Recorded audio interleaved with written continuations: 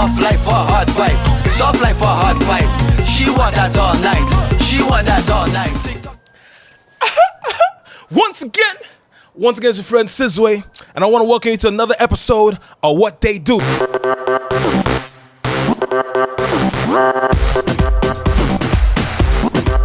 they do.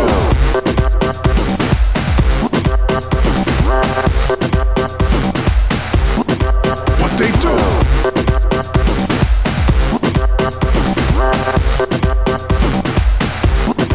What they do. Curry chicken. What they do. You heard that? They do. You know what they do. What they do, some Miami slang for, you know, what's up, what's popping, what's going on. And over here in Miami, on What They Do, we say what they do. I want to welcome my next guest, man. Listen, every episode so far, his name has come up. I think it's every episode. He is, I don't know, man. He different, right? He's taken his soca game to a next level where I think I and many people aspire to be at. With no further ado, let me introduce Klassik Frescobar. Yeah, I go by the name Klassik Frescobar, the gal them star. Big up man like Sizwe, What They Do podcast. You know, I'm happy to be here. I'm glad to be here. Ain't nowhere else to be. You get me? Yeah, man, Klassik.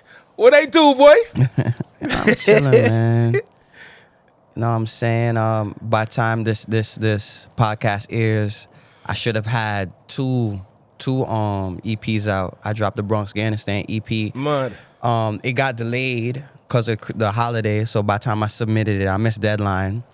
So it actually came out after the new year. And the Saga Song EP is coming out in about a week from now, from filming. So it should be out by the time this comes out. Word, that's what's up, man. I did catch the EP. It's been on repeat.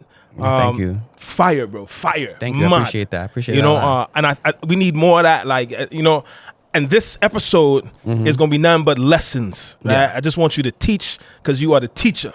You understand? But before we start teaching, you know, I just knew you was gonna come here with your big shades on them. So Yeah. you know, I'm kind of blind, but I decided for this episode, Yeah. that I'm gonna put on my big shades. Yeah. You know what I'm As you saying? should. Because black is the code. Cold way or no way. You know what I'm saying? You know, so Klassik, from New York, Yes. actually from Jamaica, Yes. to New York, Yes. to Miami. Yes. Who is Kamal? Kamal is Miss Paula's son, and Miss Paula's son, you know, college graduate, high school graduate, of course. All my degrees have to do with the music industry. Word. Did some time in prison. That goes with that. You know, and it's a regular schmegular guy from the Bronx, like Cardi B would say. You get me? Yeah, that's what's up. You say you did some time. Yeah, I don't wanna stick on a negative, of course. right? But seeing how we got there, does that time have anything to do with Sick? The artist Sick? Yeah. Yeah. I learned things in terms of music, that affected my music career. One of them is I had to, because I wrote music while I was there. I couldn't record it. I wasn't fortunate like Cartel. Yeah, you get me? yeah, I didn't have yeah, my yeah. setup and all of that. But I learned skills in the sense of like I was used to typing in my phone before I got locked. So then when I was locked, I learned how to write. And I realized I think faster than I could write. That's why my handwriting is so bad. So I actually learned a system where I would write the first word of each bar and the last word of each bar and finish my verse. And after I finished my verse, I went back and filled in the lines between each bar. And I also realized too that Say that again. You wrote the first word of each bar. so the and first the last word of each and bar. the last word of each bar. Yeah. And I went and I did 8 bars or 16 bars like that. And then when I finished the whole verse or I finished the whole hook, then I would go back and fill in the missing parts. Wow. Because I think real fast. So I just Yeah. And then another thing I learned to do was ain't no punch-ins or retakes or none of that when you're locked. So I actually learned how to just Go. do a whole song without like you had to be able to perform a whole song. So any of my songs, especially my soca songs that I write or record, I can say them straight through. They're not records that only work in a booth or on a radio. I know how to say them straight. Another thing I learned in that place that affected my music career was dealing with people. When you're in that place, you're dealing with everybody thinks that they King Kong. Everybody thinks they John Gotti. Everybody thinks that whatever. And it's very similar like that in the music industry. You got to deal with different personalities, different people, different cultures. And you just got to be able to figure out how to navigate that. You know, when you're locked, you realize you got to deal with people that are Christian, Muslim, Jewish, Bloods, Crips. Nieta, any Spanish gangs, even white supremacists. And you got to figure out how to navigate Those roads. And still present yourself, because it's easy to accidentally move a certain way and offend someone because that's not how their culture works, or that's not how their religion works, and that's just not how things operate in their world. And soca specifically is so many islands, so many cultures, so many religions, so many different people. Yeah. So in one room, so this person Hindu, this person Muslim, this person Christian, you feel me? And you got to figure out how to deal with all of them and still be able to communicate effectively. Yes. With each one of those people. Yeah. So that navigating that, that's something a skill set I learned there and brought into my music industry repertoire. Yeah. I was gonna ask you how did that, not getting into how you got there. Yeah. Because I think that's less important than what it has done for you. Yeah.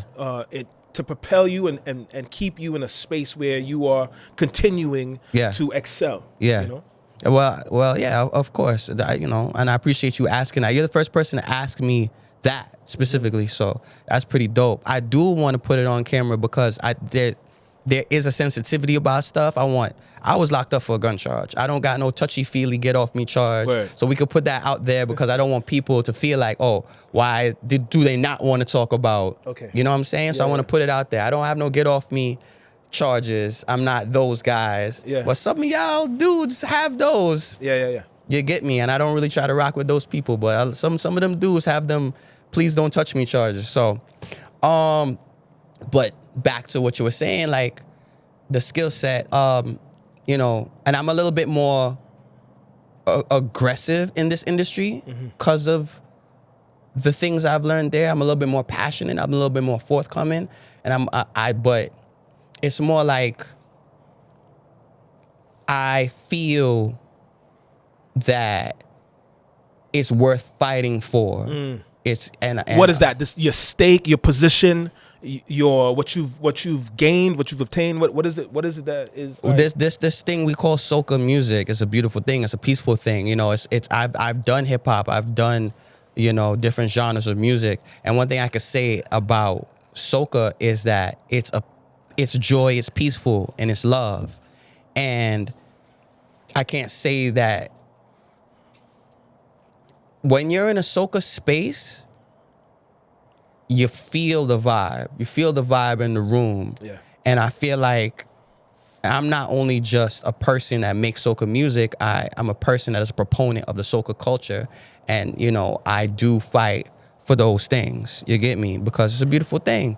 So I'm extra passionate about it. And I feel like that passion is something I developed in that place. Like when you're really about something and you're really for something, you go all in.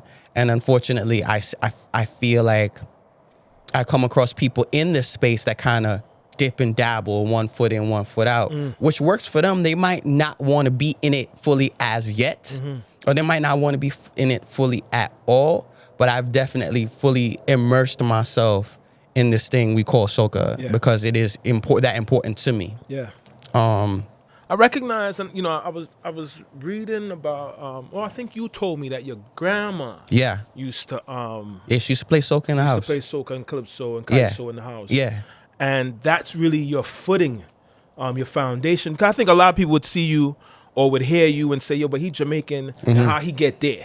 Right? I think maybe even when I first met you, I probably had that same question, like, "He Jamaican," But then once you open your mouth and show your pen, right, it's evident that you're not a stranger Yeah. to the soca world. Like it's part of you. Yeah, I mean, when it comes to my involvement and my introduction to soca,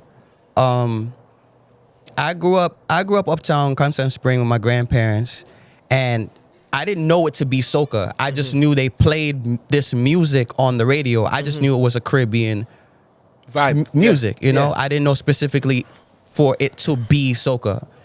And then even with that being said,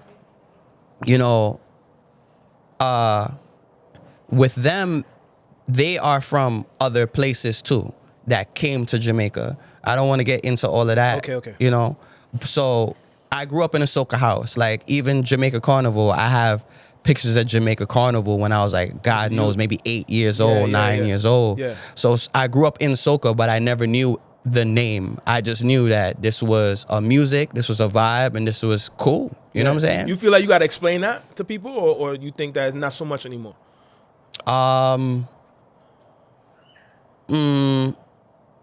Not so much anymore because they already see me in it. I feel like when you're trying to get your footing and your foundation and a place in it, then they're kind of like, then you got to prove yourself, which is with everything, right? You want to play ball, you want to play football, you want to run track, you want to do judo or something. You got to you got to work your way into it. The door isn't always just Wide open for you. And that was it. I don't really get that interaction anymore because I'm already there. So I feel like people are just like, all right, well, he's there. He's doing it. What's there to ask? Yeah. And in all due respect, I can say that I'm better than some people. So Nah, you definitely dope. Like you definitely dope. There's no lies were told there. You know what I'm saying? I remember I met you in some party, and it was after we did the rhythm with LL Cool Blaze, or somewhere around that time. Yes. And I seen you, and there was I won't say an aura about you, but there was this. I was like, that's the guy who sang the song. Okay. And then I didn't stop seeing you. Right, and I didn't stop hearing you.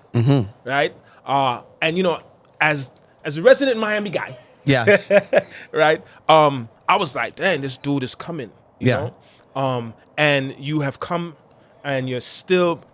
I don't want to say coming. Pause. Why? But Pause. like, you know what I'm saying? You still present and doing your thing. You Yeah. know? How does that feel to have accomplished so much in such a short period of time?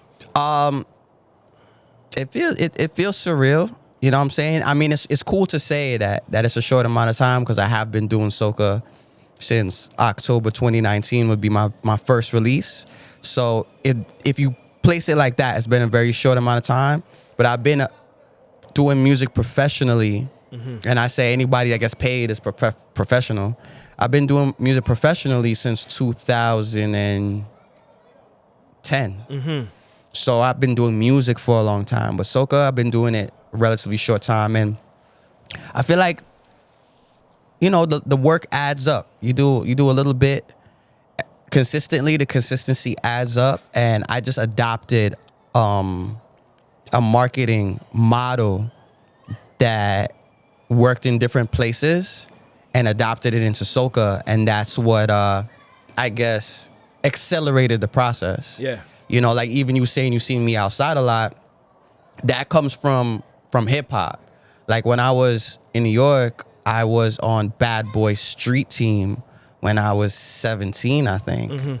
And they had us out there every day, rain, sleet, or snow, putting up posters and passing out promo CDs.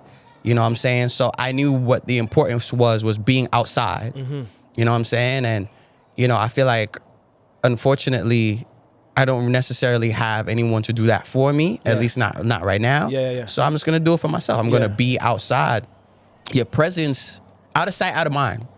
Facts. And people have told me in this industry, like, yo, do you feel like you're overexposing yourself? And I don't come from that overexposing. You know what I'm saying? Like, it's not part of the culture. It's not part of the culture where you come from, in a sense. Yeah, like you gotta be outside. You know what I'm saying? Yeah. Like, I remember even when I was part of Red Cafe's marketing team and stuff like that, we be outside 5 days a week. You know what I'm saying? We outside, big section, big bottles, all black. You know, marketing, we all wearing a logo. You know what I'm saying? And your presence is felt. You know what I'm saying? I remember people were like, oh, those guys. Like, you know what I'm saying? Yeah. And that speaks volumes. Yeah, because you was outside. You was outside, and they identify like, oh, these are individuals that move together, that are part of something together. Something bigger than that. Exactly. So I know the importance of like, yo, everybody roll out, everybody put on the logo, everybody put the bandana on, everybody stand with each other, everybody take a picture, everybody, you know what I'm saying? Like, that uniformity counts. Your presence is felt. You know what I'm saying? You said, sorry to cut you, my brother. Nah, it's all good. You said, I ain't gonna skip over this because this is something I'm gonna clip. Yeah. You said you was part of the bad boy team. You been to a Diddy party? Nah, I was a child, bro. I was a child, man. Yeah. I've been to a Diddy party. You know, some people don't know that. I've been to a Diddy party. I ain't see Diddy though. Okay. Right, but it was definitely crazy. Crazy. I have, done some things in my life. No, you haven't. But everything that I've done, I've been proud of. Okay, that's fair. I can rock with that. You know what I'm saying? I can rock with that. Fresh bar. Yes. Fresh bars, yes. Fresh bars. Yeah. Fresh as in dope, and Yeah. bars as in I can write. Yeah. Yeah. How that started? So I went by the name Klassik BFG, Born for Greatness. That BFG was a group that I was in before I got locked up. When I was locked up, I wasn't really in touch with the homies like that. It is what it is. And I decided to drop the name on the back end, and I decided to make up a new name. So Frescobar came, fresh, fresco, bars, unit of measurement in music, and I put it together, Klassik Frescobar. So I came straight out of the prison gate with that name. You know what I'm saying? But I had that name when I was locked. Yeah, that's interesting. I think, and I wanted to touch it, and I'm glad we are touching it, that like a lot of your genius, or what I consider genius, your thought process is a result of this thing that we come back to, which is coming out of being locked. Yeah. Yeah. You talk about I have it here written down. You talk about strategy a lot. Yes. Right? Yeah. And and again, I've sat on this couch a few times now, and you've come up in every episode, and I think it's because of how intellectual you are as it relates to music and the business of music. Okay. Right? And so I want you to teach me and teach the viewers and teach people a little bit on what you're doing that many soca artists in particular are not doing, right? Whether that's marketing or even if it's, or maybe it's lack thereof strategy, right? Because I think that's you come with that first, as opposed to just want to put out a record. I think a lot of people since the pandemic have adopted new strategies that I feel like I've spoken about, or I did first, or I just did it all and people kind of got jiggy with, but outside of that, I could say what people don't necessarily do now is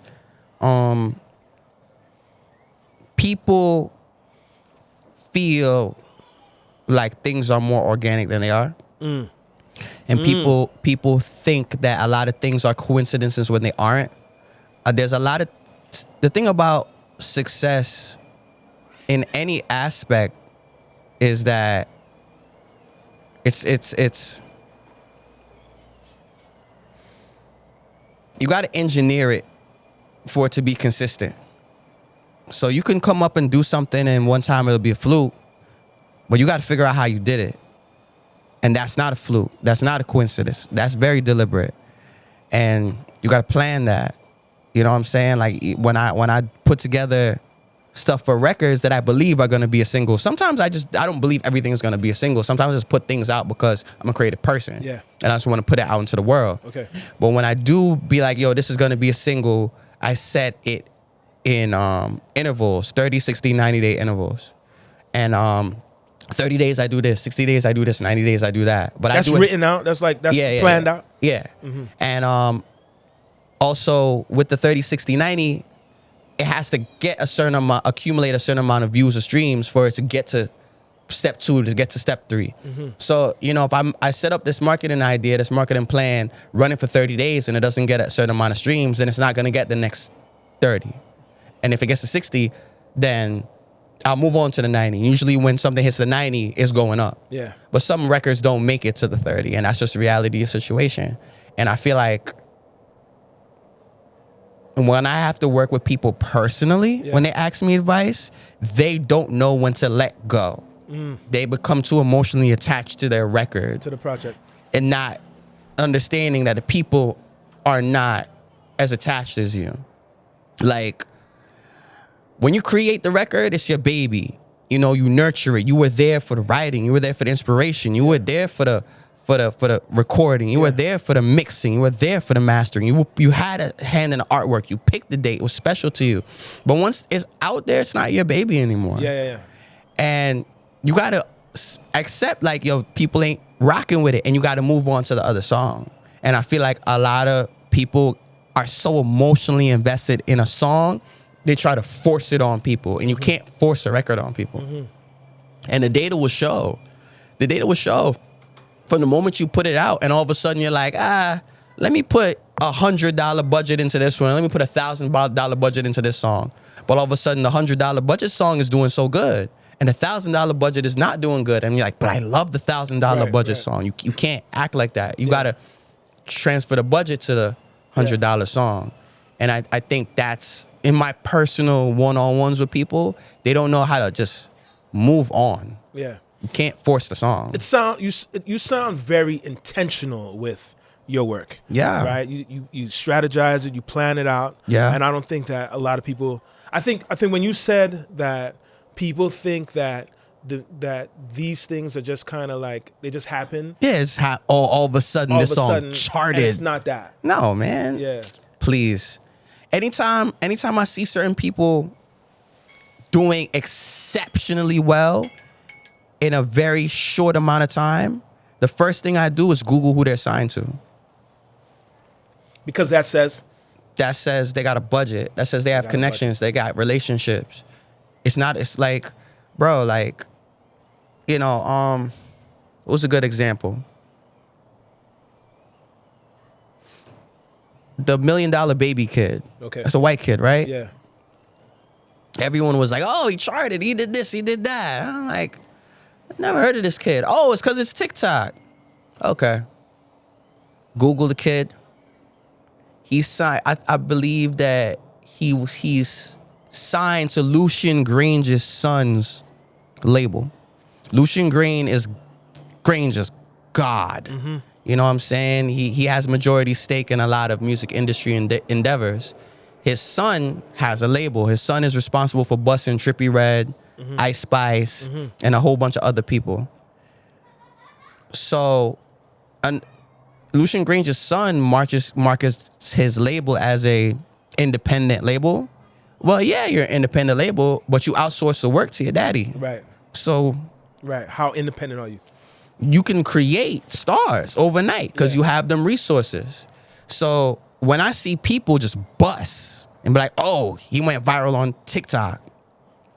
You know what I'm saying? Oh, this person just went viral on TikTok. You're signed to Lucian Grange's son. Yeah. Come on. Yeah, there's a budget there. There's a budget. You can run ads on TikTok. You can force things onto people. Like, you know, But in our world, in soca world, yeah. there are not many budgets like that. Okay. Is that right or wrong? Let's scale it, right? Okay. They don't have that budget, but they might have the equivalent to that budget in our world. You know what I'm saying? So they have the equivalent to that hip hop budget in soca, though. You know what I'm saying? They don't have the exact money, but they have it. You know what I'm saying? Comparably, exactly. So yeah, bro, them budgets and connections exist, bro. There's certain people you be like, yo, bro, ain't nobody plays this fucking song. Why is it so big? Click who they signed to. Click who's the executive producer. Click who wrote it. You know, relationships and budgets count, bro. Nothing's a coincidence, bro. Too much wasn't a coincidence, bro. The people liked it, and then I put an exuberant amount of resources into it. Okay. But I waited till the people liked it first. Yeah. Because what happens when people don't like your record is when people don't like your record, you force it on them, and the moment the budget runs out, they stop it's gone. dealing with it. So that's another way you can check. You could kind of look in to see who was pulling strings. Like, oh, one day this record was everywhere and now it's gone. Yeah. It's because they had the budget and the resources to force it on you. Too Much was your collaboration with Marsville. Yes, sir. And Too Much was arguably one of your biggest records. Yeah, statistically speaking, yeah, it is the biggest, yeah. It is the biggest. Yeah. Our collaborations, you know, I was talking to DJ Gel. Yes. And two things he told me. One thing is he told me that I haven't done enough collaborations. That was his opinion. Okay. Right? Do you think that collaborations in the soca world are important in order to elevate your position, your stat? No. It's not as valuable as other genres. Simply because. But this collaboration was a big deal that you had. Whether Or is it just a big record? The people liked it. I'm gonna tell you why Too Much worked, and why collaboration might not necessarily be a big deal in soca, because Too Much worked because Marsville and I put our resources together. Sometimes you do records with people and they don't do shit. You might as well have kept it by yourself. You know what I'm saying? So that's the reason why that record worked. While I feel like in other spaces, the names carry more weight than the song. In soca, the song carries more weight than the name, which is a problem, because that's why we enter spaces where people be like, oh, I heard that song. You sing it? You know, I had to relearn how to do that from Father Phyllis. But people didn't. So like, Kes sing a record right now. Not to take away, maybe I shouldn't say this, but I think if Kes sing a record right now, it's gone, right? Lil sing a record, it's gone. Kes is signed to a very large label. Okay. There's money behind it. I mean, even without it, he was a big person in our diaspora, but internationally, he's signed to a very, very brilliant and well-engineered label. Shout out Adam. Adam's a genius, bro. Like, you know, I sit down and listen to when Adam talks. You know, I click his stuff. I don't miss an Adam post. I got notifications about Adam. You get me?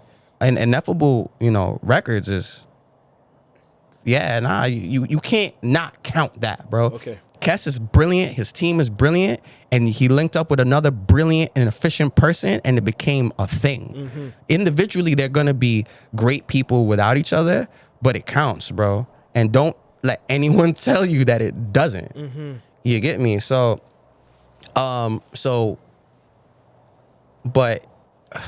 you know. You were saying that in soca, the song is usually larger than the name. You know, there's only the only people exempt of that is the Holy Trinity, and even then that's still tricky because you kind of venture too far out of our diaspora, and it gets gray. But you know the Holy Trinity. It's Kes, Marshall, and insert another artist here, because even statistically speaking, the gap between Kes and Marshall is it's a large drop. No disrespect to anybody, that's just a fact. Okay. So you could you'll be in spaces, you'll be in a soca space, and you'll hear a big tune, and the artist is right here. You never seen his face ever. Yeah. So that's why I big up man like Phil. I had to learn from Father Phyllis. Phyllis makes it very imperative that the first time you ever heard his record, you saw his face with it. And we don't necessarily prioritize that in soca because of how soca records break. Big up man like Trinidad Killer. He's a brilliant mind too. People don't give him a lot of credit. He's very deliberate. He's not an idiot. You see him crying on camera and stuff. It's very deliberate. You know what I'm saying? And he's over there fighting to get his record on Trinidad radio. Radio is ancient technology. But because the way records break in soca is still valuable, it's very important for him at this season to get his record on that radio in rotation. Yeah. You know what I'm saying? Because records still break in soca without the face. Yeah. Records don't break in hip hop without the face. Records don't break in dancehall without the face. It's a 1 and 2 thing. You know what I'm saying? If anything, in certain genres, you know the face before you knew the name. Yeah. I say Ice Spice, people know what she looked like. Yeah. They might not even know the words to a song. Well, that's what Shine was saying, right? I watched this documentary, and he was like, they knew him before he had an album, right? Before he had a record. You get me? Where everybody know Tekashi 6ix9ine look like. Yeah. They might not necessarily know the lyrics to his records. Yeah, they know what he looked like. Because the face It's important. is important in those genres. The face isn't important in soca because of how the records break and how the records are procured and how the records are consumed. It's consumed on the road, it's consumed on the radio, it's consumed in a mix. So Klassik, if you had the opportunity, I mean, you have it right now. Yeah. To talk strategy with somebody. Yeah. Right? With another artist. Yeah. And sometimes what happens, I think, is the information becomes so much that it's hard to take in. I never thought about it like that. Yeah. Some of these artists, right? Just become like, if you can give me, give them 3 things that will take them from 10 viewers or 10 followers or 100 followers to, let's say, 1,000 or 1,000 streams. Yeah. Right. What would those 3 things be? I don't know if I can break it up into 3, but I can give you one really long one. Pause. Sure. You got to understand the difference between who you are and who you want to be, and if they coincide. And to break that down is like, sometimes people in this music industry could be an incredible power soca artist, right? And because that's just what God gave them. They grew up that way. That's their voice is designed for that. Their breathing is designed for that. And then they like, but I want to sing groovy. Right. And it's like, all right, you have a choice now. You could either be a power soca celebrity overnight because that's just your God-given talent, or you're gonna spend the next 10 years doing what it takes to be an excellent groovy artist. Are you gonna take vocal lessons? Are you going to practice songwriting because it's a different skill set? Are you going to do the research necessary to do that? And I feel like that's where a lot of artists fall short of when I do speak to them, because I listen to them like. And this goes hand in hand with that is the first thing I tell an artist is like, let me see your Spotify streams or your Apple Music streams. Pull up the app. Some of them don't even have the app. Right. You're already fucked right there because you're driving blind. Right. Are you gonna go from here to South Beach, no GPS if you've never been here before and expect to get there? No, you need to know who's listening to your shit. That's the second thing Jell told me, right? He was like, where are your followers from, Sizwe? Yeah. And I was like, and I was giving Jell some shit too. I was talking to him a little like, yeah. hey man. Yeah. Right? And he was like, where your followers at? And I didn't have an answer for him. And that's okay. But I know you have an answer now. Yeah, no, I definitely do. And that's my thing. I don't expect people to have the answer. I expect you to go find it. And there's a difference between the people that, you see how you went and you found it? It's because you're really an artist. There's people that are gonna tell me they don't know, and then they're gonna tell me some shit they think.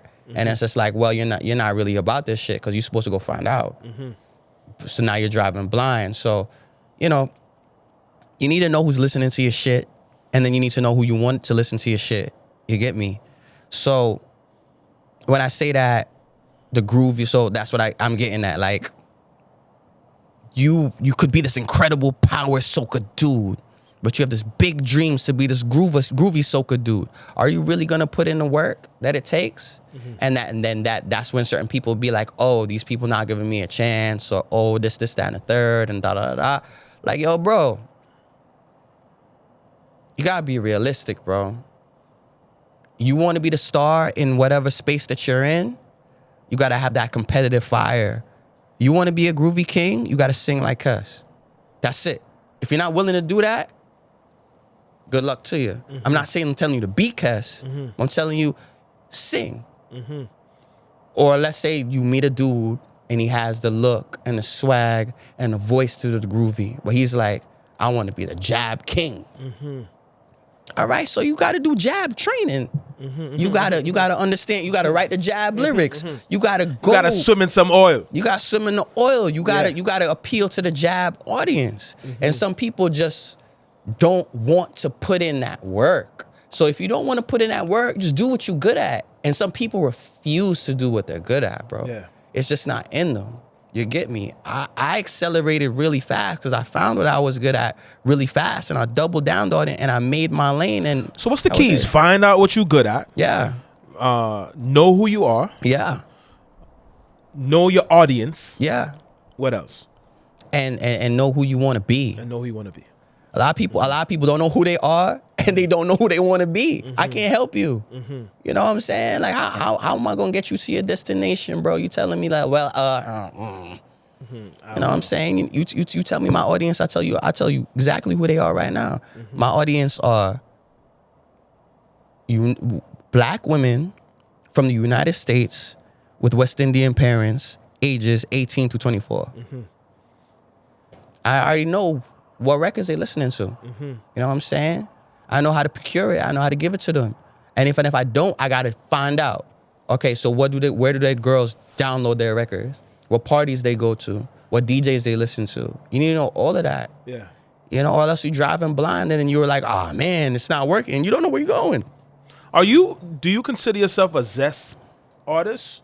Yeah. Yeah, Zest. So, you know, I thought about that question in particular, right? Because, you know, I remember having a conversation with Maximus Dan. Okay. And it was a hour-long conversation where he was putting me in my place. Okay. Right. Being a host requires a lot of humility. Yeah. No, man. I wasn't a host then. Okay. I was just an artist trying to do a thing, right? And as I'm still trying to do a thing.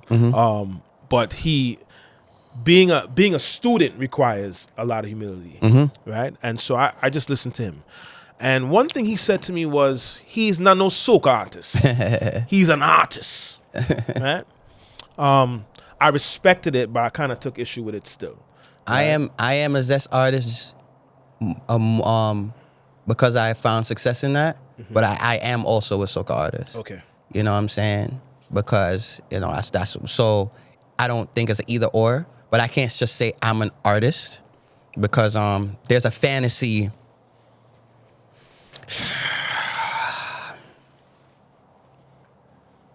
I'm gonna go back to the thing about artists and what they need to understand. Yeah. When I'm gonna speak for myself and my journey and the information I have, and people may or may not disagree with me, but art is for yourself, right? It's your expression, and whoever fuck with it. I feel like when you're a professional,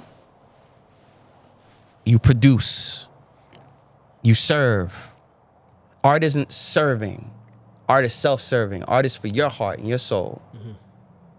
when you're a professional, you serve your audience. You do something for their soul first, and you get nourishment from their nourishment. Powerful. You know what I'm saying? And I feel like that's where a lot of dudes get fucked up. And I can't just say I'm just an artist because I serve. I'm a servant to the fans. You get me? And the fans nourish me because I served them. You know what I'm saying? And you can nourish your fans in many aspects in the genre. So I found a way to nourish my fans through the zest because, especially at that time, I feel like there was a stigma against sexual liberation. And I feel like they were able to live vicariously through my words. Even if they wouldn't do it in real life, they were able to free up in 2 minutes, 30 seconds, and then go back to their regular life. You know, and they nourished me because of that. They took me across the world because of that. I remember, you know, I was overseas, and I have this thing when I go overseas, I go to the beach and I pray, and I keep the soil, and I got to a beach one day and I was just like, damn, I've been to more places in a year than my grandparents been to in their life, and it's because I served my fans. Yeah, and they took me across the world. Yeah. You know what I'm saying? So I got. Some people might say that you're crossing the line in some of your music. Do you hear that? Yeah, the line was made to be crossed. I wasn't. To go places you never been, you got to do things that were never done. Word. And I wasn't. I'm not here to play it safe, and I'm not here to stay within the boundaries because that's not how I'm going to be who I want to be. Because I know who I want to be. A lot of people don't know who they want to be. You know what I'm saying? So I deliberately say the things that are salacious and out of this world, but you know, it's for the people that can't do that. They want to live through the words, bro. Yeah. And then there's some people that have done that and be like, yeah, I feel him. You get me? Yeah. But you know, it was for that. It was for and then, you know, when I was outside in the world, because I be outside. A lot of these artists don't be outside. I'm gonna be outside. I'm gonna be by myself. Yeah. And another reason why people ask me, there's a time and place. Sometimes I roll deep if I want to make a statement, but I like being invisible. I like being able to get in, get out, move around when I need to. And I want to be able to. I've been in spaces where people come up to me and been like, "Bro, you made me feel something." Yeah. You know what I'm saying? An old woman came up to me and just like, "Yo, you made me feel like back in the 90s when I minute I broke out and ting. And she was genuine, and I made, you know, so I knew I was doing something for someone, not for everyone. But I'm not for everyone, and everyone is not for everyone. No, that's a fact. You know, I learned that when you talked about serving the fans, I learned that with Wildfire, right? One day he told me, he said, yo, the music comes through you, bro. It's through you and for the people, right? And something that I'll never forget. And you know, when I did that Good Morning record, I love that record, and I hit you up. No, you did, did, absolutely.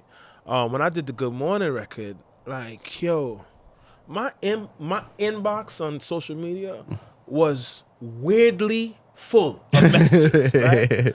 Like every day, one of them was me. Every day was, but like when you say serve the fans, touch the people, every day or every other day was something like, yo, you saved my life today. Saved my life. Yo, I nearly ended it today. Right? And then I opened my Instagram and I got this good morning with this crazy laugh. Yeah. And it stopped me from jumping off the building. Yo, I got enough of them messages, bro. So when you said to serve the people, you serve the people. That resonated with me. You serve the people, and the healing perpetuates healing. So it's another thing that I do. The same way negativity can perpetuate negativity.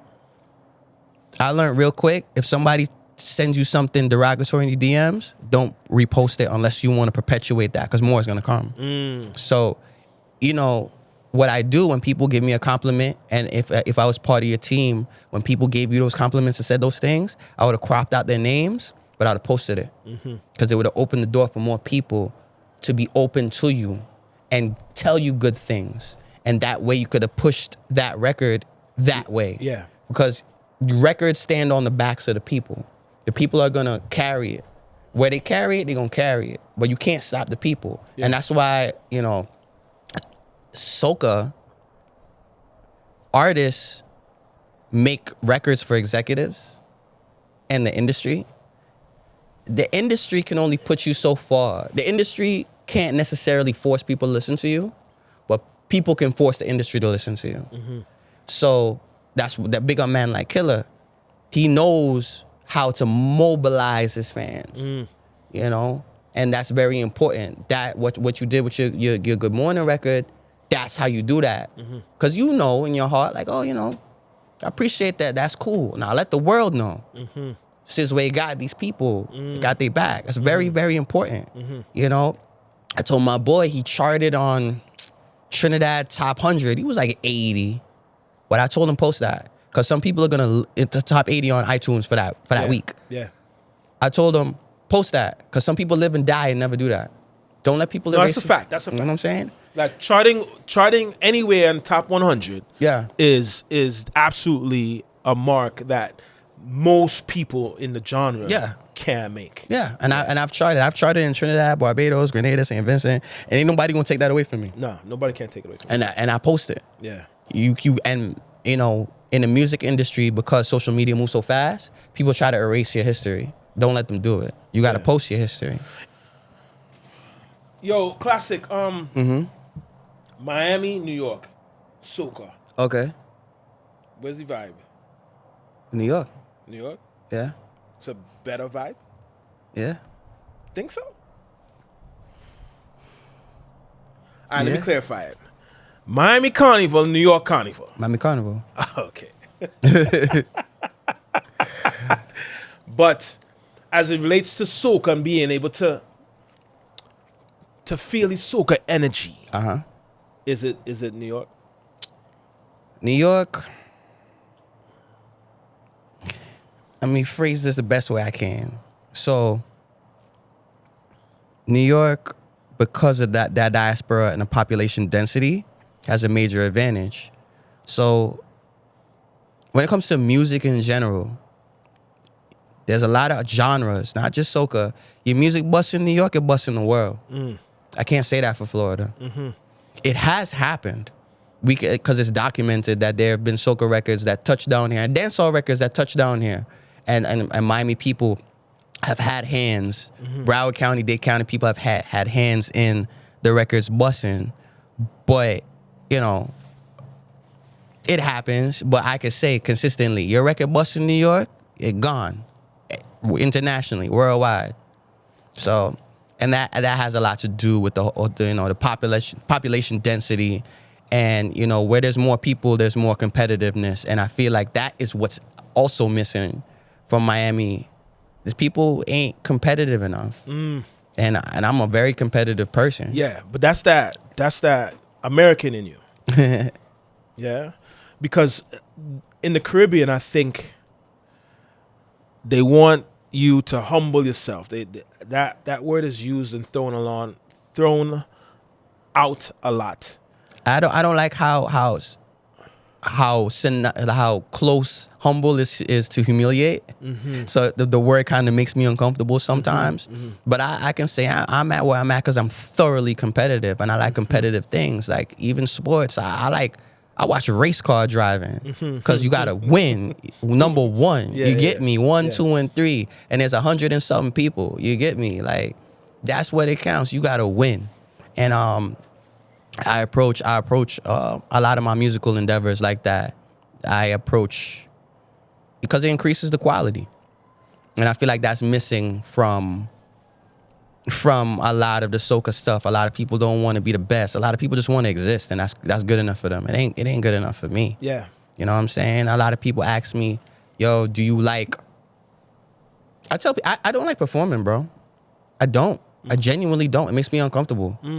I get anxiety. You know what I'm saying? I can't be outside sober. I get shaky. I grind my teeth and all of that. So if you have ever seen me outside, bro, I'm either drunk, high, or both. I can't I can't function.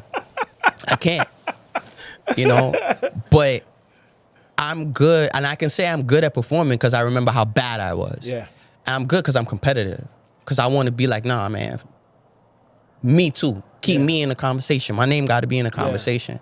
And that's why I'm really into streams and analytics, because I'm competitive. Yeah. Nah, you got to put me, because it's a factual thing. Yeah. You can fact check a stream and a view and so on and so forth. You can't tell me that it ain't good. Yeah, you get me. Like Right. this is something written in stone. It's not an Yeah, opinion. I'm super competitive too, right? Like, because I come from out here, you know what I'm saying? And I'm like,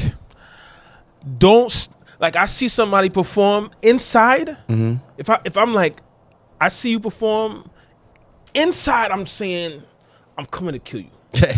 Right? I'm coming, and I've had some friends in the industry and some friends in the business who like, yo, Sis, you gotta humble yourself. Like, I just can't. I don't come from that. I come from a space where, like, you say you the best. You say, like, you top. All right, well, you have to show me. It's not even about people saying, that's because people, I don't really hear people in soca saying they're the best. But I've definitely been in spaces where people have nominated that person a people's champion. And I'm like, all right, I want to prove that I can perform on that level. I can sing on that level. I can perform on that level, or I can stream on that level. Yeah. And it makes you improve. If you ain't got no goals, You're not going to improve. Yeah, stagnant.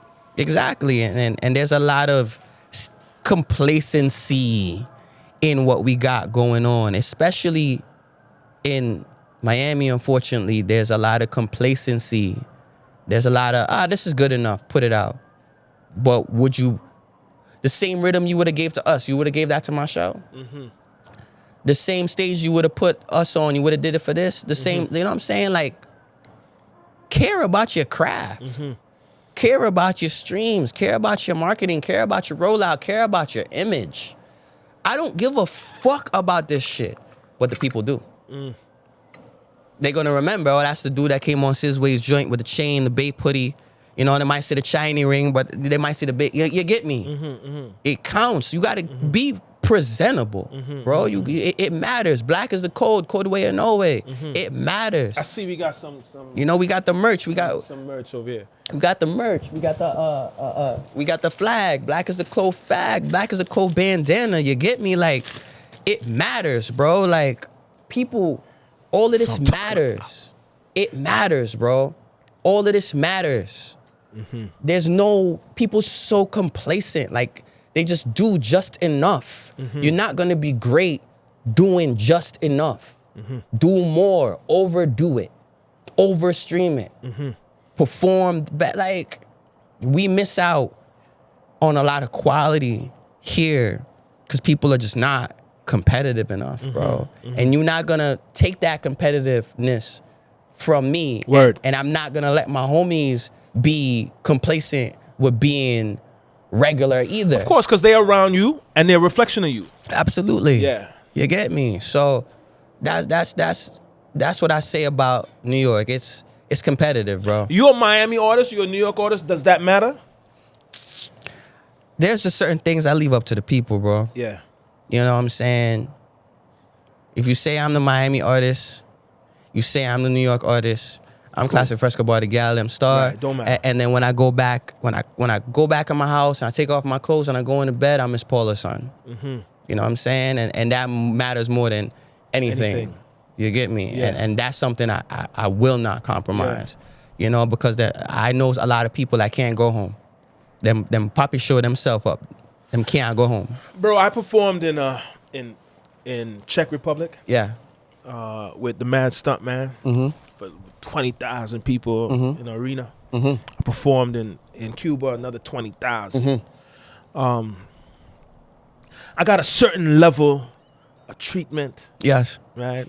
I sang Good Morning to 20,000 people who didn't know Good Morning. And I hope that when you air this clip with this video, you put the clip of you doing it over your head or something. Yeah, You we're get going me? to do that. Yeah, Definitely. do that. Because I'm gonna show the that needs to picture, be documented. Yeah. Right? 20K, bro. Right? And I got a certain level of treatment, a certain level of respect. Absolutely. Right? Why is that level of respect and treatment missing in what it is that we do. And nobody can tell me that it's not, because I'm living it, right? I could go from performing overseas with a bunch of people who just understand music, right? Service, and I could come home and I can't get water at the show. Familiarity.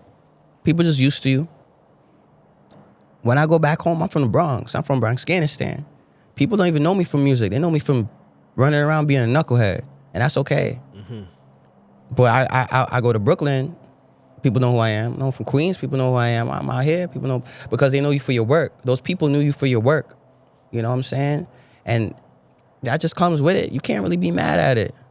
You know, a lot of people be like, oh, you know, you have to bust at home before you bust abroad. The internet has changed that narrative. My records first bust in St. Lucia before it bust anywhere. And even before that, when I was doing dancehall, as a matter of fact, my records bust in Western Europe. Word. Before it bust anywhere. So, you know, you gotta look at the silver lining sometimes, bro. I know when I go back to the Bronx, I could be at peace. But you know what I'm saying? Yeah. Nobody gonna bother you. Nobody praying me, at least for the time being, knock on wood. And then it might change. But you might, I know if I go somewhere else, yo, can I get a picture? Can I do this? Can I do that? Yo, you know what I'm saying? There's a good side and a bright side and a silver lining. You get me? Nah, there's a silver lining. I just think that, I guess what I was really trying to ask you is what do we need to do in the genre to make it, I don't know, man, to make people respect the thing. You know, I find there's a lot of disrespect within the genre itself, right? A lack of understanding, a lack of appreciation, you know? Well, I tell you that disrespect ain't coming from fans. No, it's not coming from fans. So we could start there. Yeah. And when it comes to the industry people, bro, man, there's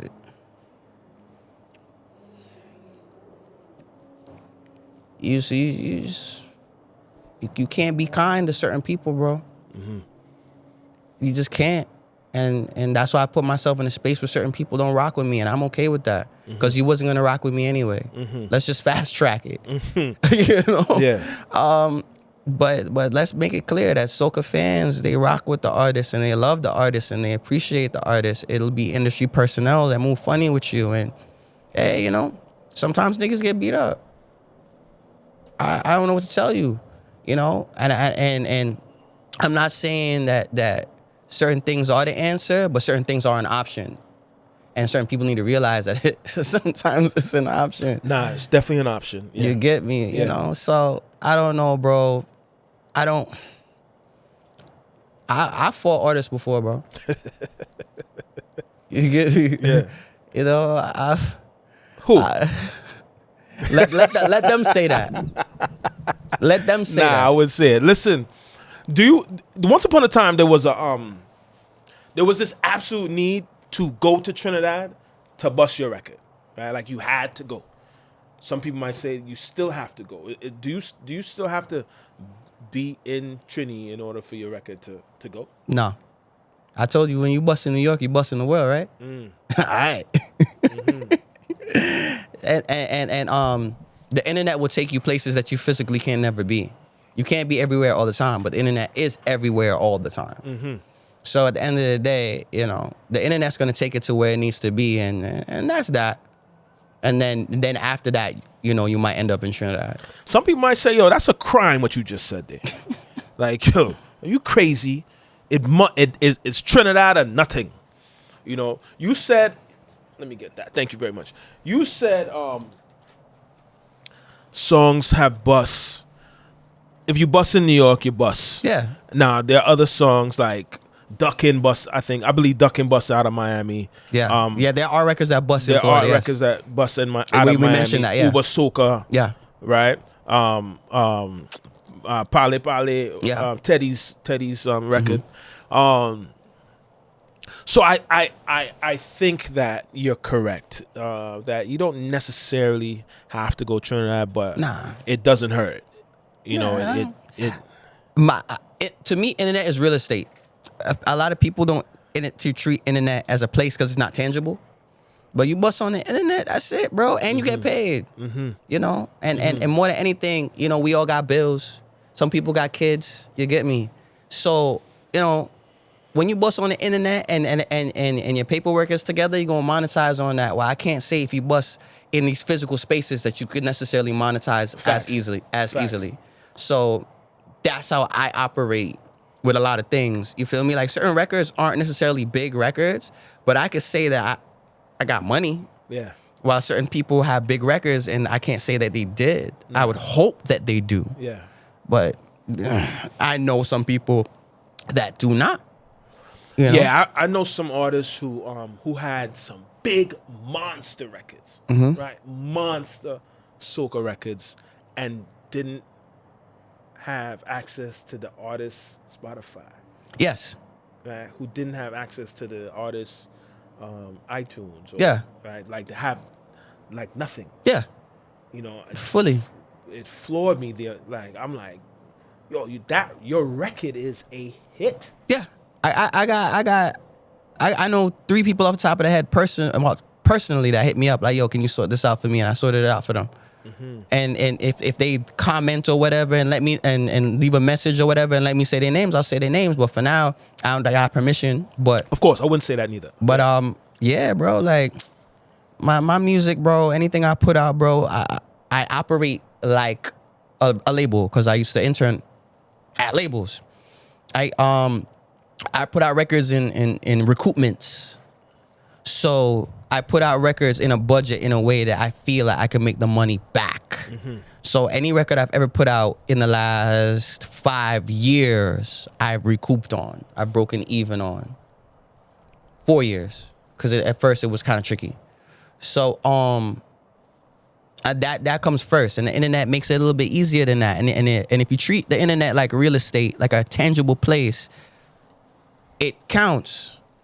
Because if you had a choice, like so if some artists, if they said if the internet is a place, if the internet was a ground you can step on, you can touch, and they're like, yo, you want to bust on the internet, New York or Trinidad?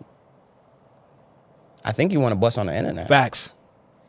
You want to bust on the internet. So, you know, I think that's lacking from records too. A lot of people just spending it. A lot of people be like, yo, there's no money in music, or this is so expensive. It is expensive if you overexert yourself. You got to budget yourself with the intention to make money back.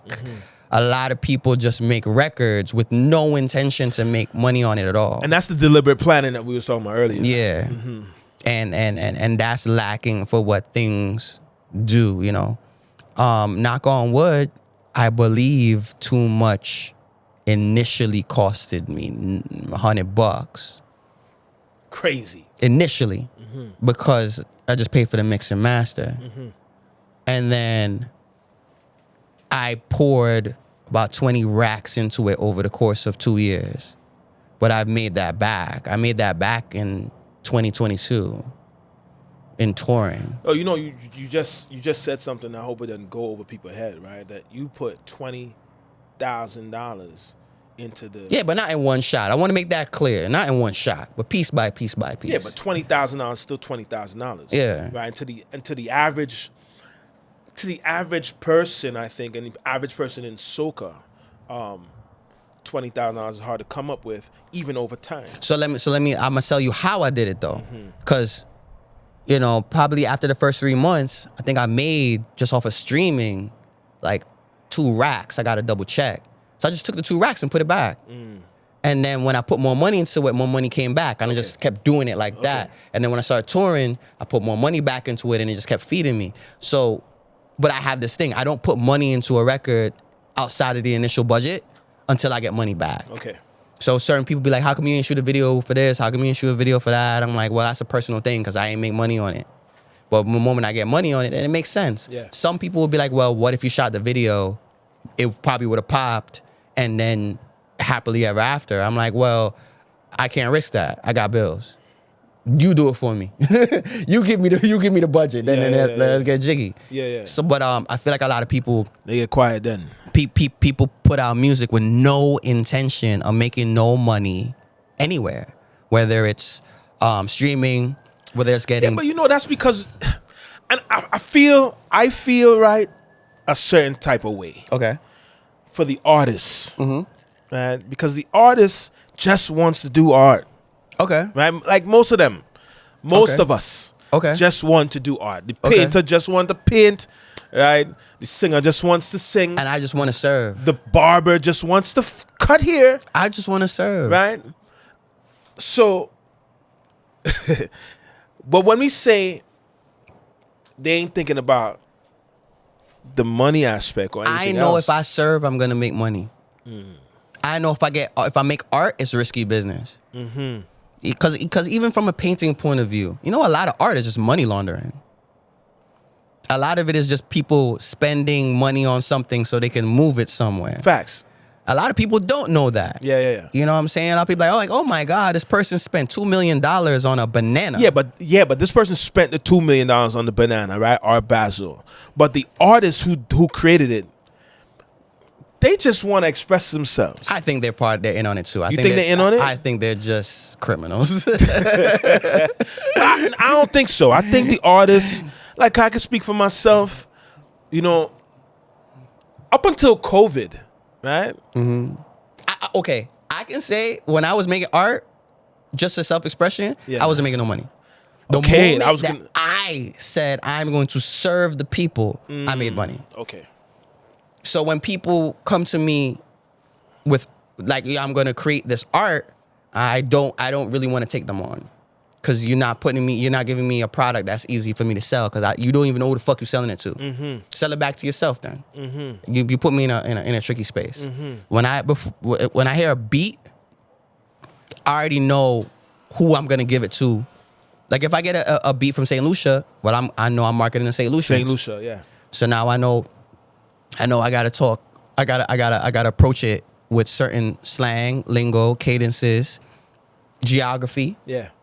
phonography. Yeah. It's very important, very contextual. Same thing with if I get a rhythm from Barbados, I'm gonna give it to Bayesian people. If I Yeah. get a rhythm from Trinidadians, I'm not gonna get on it and talk with a Yankee. Of course. So when people come to me for something that's self-serving, serve yourself, bro. You already got it under control. You satisfied yourself. Give me something I can give to the people. Just give me something to sell. 2025 is here, bro. I don't think I told you a Happy New Year, but Happy New Year to you. Happy New Year. Happy holidays, all those things. What can we? This is a cliche question, right? You hear it all the Yeah. time. What can we expect for 2025 from Klassik? But more importantly, I think what direction are you going, or where do you see the music going? And is it a place where we can expect company, right? Like where you want to say, yo, Sizwe, come over here with me, and Father, come over here, and you know what I'm saying? 2025 for me is adjusting things that I did in 2024. I didn't put out my volume of music that I normally do. I got sidetracked with certain things and different agendas, and so there's a lot of records like the Bronx Afghanistan EP. That's just a bunch of records I sat on. So I'm just getting rid of it. The Saga Song EPs, All Denery and Bouillon EP. It was a lot of producers like, oh, let's wait for the good time, perfect time. I'm just gonna purge it. I'm just putting out the music, start with a clean slate, and then I can navigate from there. And I'm just going back to, my intentions is just put out a larger volume of music than I did last year. Normally I put out a song a month. That's my goal. And if my goal is a song a month, that means I usually put out more than 12 songs, because I have them pre-recorded, then I get more. So I usually put out anywhere between like 14 and 20 songs I think that was what it was that stood out to me, where I was like, yo, this dude is killing the game. Like every month, Klassik is putting out a record. Yeah. I used to sit on my couch like, Yo, what is he doing? He killing me. But I knew my profit margins. Mm-hmm. I knew how to keep within my budget so I can pump out the content. But that was something I did from other genres, and I realized that's not a soca thing. Yeah. Traditionally, I think soca is you put out your one song for the season and you call One it a song. day. Or two if you're lucky. Yeah, I can't do that. Yeah. I put out a song every month, so I'm trying to go back to that. That's my comfort zone. That's my comfort space. I'm gonna be honest. I was very, very, very agitated not putting out a song a month. I was very uncomfortable. Some people love that. I hated it. It made me just I didn't On feel. edge. Yeah, I did not like it. I don't know how people do it. Yeah. I can't. I gotta put out a song a month. I gotta put out 12 songs for the year. I remember I at least. hit you and I was like, yo, I got 3. You remember that? I hit you and I Yeah. was like, I got 3. You're like, about time. Yeah, man. Yeah. I feel like, especially out here, man, you need the volume, and I think other people don't kind of forget we don't have the. I know certain people are gonna come at me for this, but it's a gift and a curse. We don't have the luxury of being on the island, and we have to make music here that eventually gets to the island, and the only way to get around that is to make music by rules here. Mm-hmm. You can't make music on the rules outside of here and expect it to work here. It's just not gonna. It's not gonna work. Yeah, yeah, And that's a major issue with what's going on. So Yeah. I think creating a higher volume of music is what helps here. And I think creating a higher volume of music too is also going to propel the soca, Yeah. outside of the carnival space, because I think that's holding us back a little bit. Yeah. Right. This idea that music is for carnival only, and Yeah. we're only doing music for carnival. And if we just open it up a little bit and just make music, as What- you said, once a month, right? We'll always have music to play. And I think that comes from the idea that we live here. So you go to New York, there's a fete right now. There is a soca party going on right now. I guarantee in New York. That might not be going on somewhere else. So I understand why people have this idea like, oh, let's put music out for the season because that's the season that we party. But the world is partying to soca right now. Anytime you are listening to this, you're going to go on somebody's page in New York or Florida or Toronto. There's a soca party, not just a dancehall party, not just a party. There is a soca party going on right now, tonight. Let me just clear up some. This is kind of a pause moment in the sense of, I'm tired of you New Yorkers, right? And this Florida talk, right? This is Miami. Okay. So when you I think you're Miami. You're a Miami guy, Okay. right? But I just had to make it clear. Every time I talk to a New Yorker, they be like, "Yeah, I'm going down to Florida," and us Miami people, right? Us are saying, "Where are you talking about?" All right, this is Miami. Let's make it clear. All right, now, Klassik. You know why I end up saying that more time too? Yeah. Because people don't know geography. Yeah. So I But be they like, know Miami, homie. but I'm not going to Miami. I'm going to Broward. You feel me? Yeah, but Miami, Broward, how you say hold that? on. Anybody that live in any of the counties out here, you be Yeah. like, yeah, bro, I'm about to go to Broward. They gonna be like, what? Yeah. The fuck is that? You going to Miami?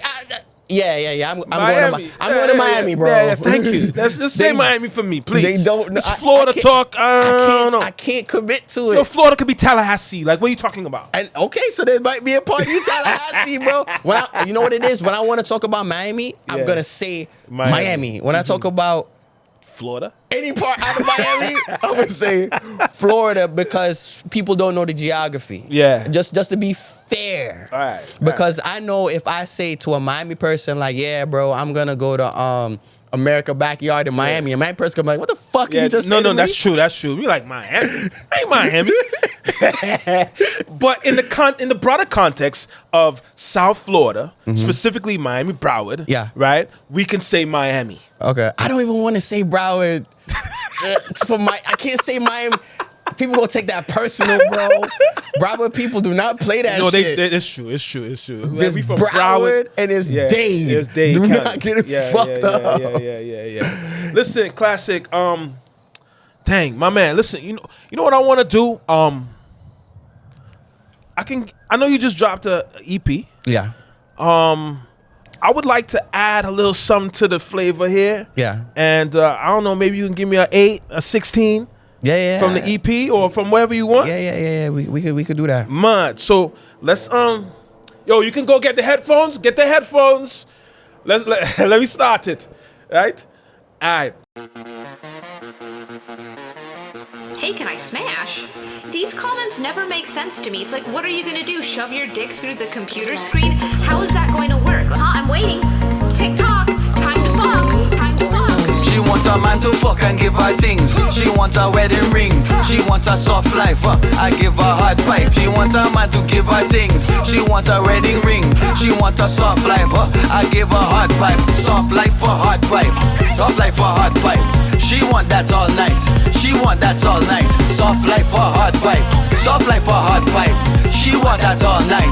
She want that all night. TikTok, it's time to fuck. Check the time, it's 4 o'clock. She want my money for a honey, winding up behind the truck. She whining like she pop a pill. Balance pop a liquor spill. Baby, put that batty on me if it fake or if it real. You want them rings and things, I put you on your back. You want them chips and picks, I put you on your back. You want them weaves and wigs, I put you on your back. You want them chips and picks, I put you on your back. She wants a man to fuck and give her things. She wants a wedding ring. She wants a soft life. I give her hard pipe. She wants a man to give her things. She wants a wedding ring. She wants a soft life. I give her hard pipe. Soft life for hard pipe. Soft life for hard pipe. She want that all night. She want that all night. Soft life for hard pipe. Soft life for hard pipe. She want that all night. She want that all night. TikTok, it's time to fuck. Man, Klassik. Mad. Yo, thank you so much, man. Crazy. Hey, yo, Klassik Frescobar. This was definitely a good time for me.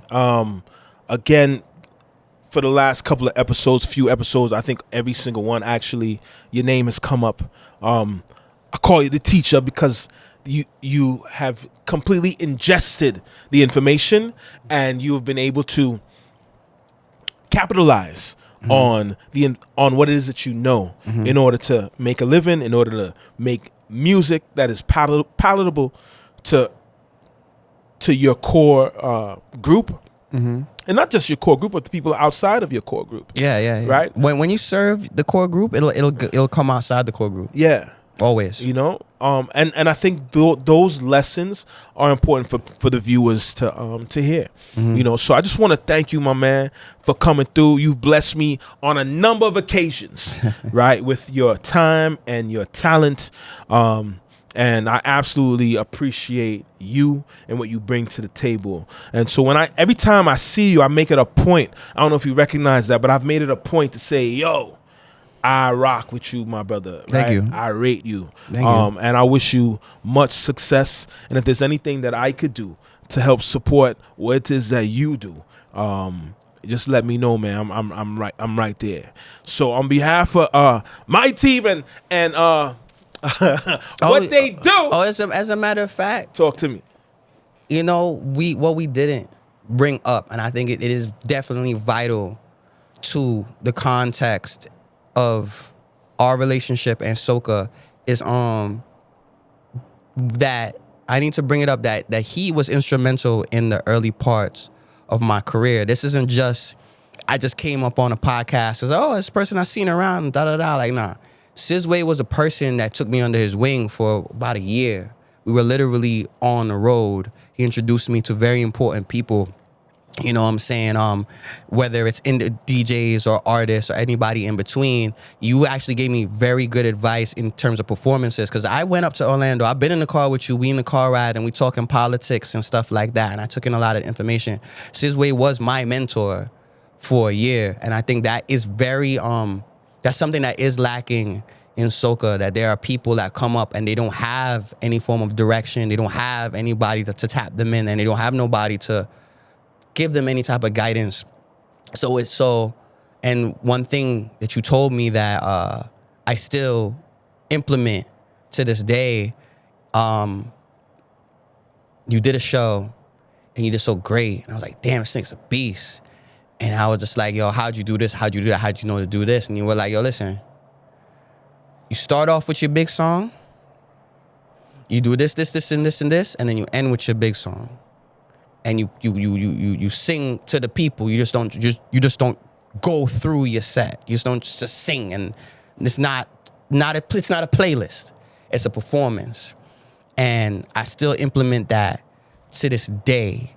There's a lot of groundwork in that year that I would not have if it wasn't for your involvement in my career. And I don't get to speak about that enough because the question doesn't even come up enough. Even now, you know, it was never spoken on. But I'm truly, truly thankful for the involvement you had in my career very early on. Yeah, man. I appreciate that. You know, it puts a smile on my face. And it puts a smile on my face because I'll tell you, right? As a matter of fact, it makes me feel a little emotional. Because when I was coming up, I didn't have nobody, right? I ain't really have nobody to say, like, move left, move right, you know? And so I've tried to, I don't know, just kind of help where I can, right? If somebody want to talk to me, I try to give what it is that I didn't give. Yeah. Well, I mean, give what it is that I didn't get. Yes. You understand? And so, thank you, my brother. For sure, bro. And if there's anything that I could offer you, my line is completely open. For sure. And you know, yeah, it's a pleasure, and it's a pleasure being around you. It's a pleasure learning from you. You've spent time with me about what it is that I need to be doing. Some of which I didn't do, but some of which I have done. It's all good, right? bro. And just because I old and I just look this way. You know what I'm saying? You know what I'm saying? But yeah, man, thank you so much, and thanks for coming on What They Do. Give me a boost. As you know, we just trying to provide content about what it is the culture is providing. Yes, we are serving. Yeah, and when we serve, it's gonna come back. Right, they're gonna nourish. So I just always wanted to serve. I continue to serve, and developing this new platform where we can serve some more. Mm-hmm. So again, thank you for coming to What They Do, my big man. They do. I appreciate you. Hey yo, What They Do. Once again, it's your friend Sizwe. I want to thank you all for tuning in. This is What They Do, and see you next week. Yeah, yo, yeah, man. That's it.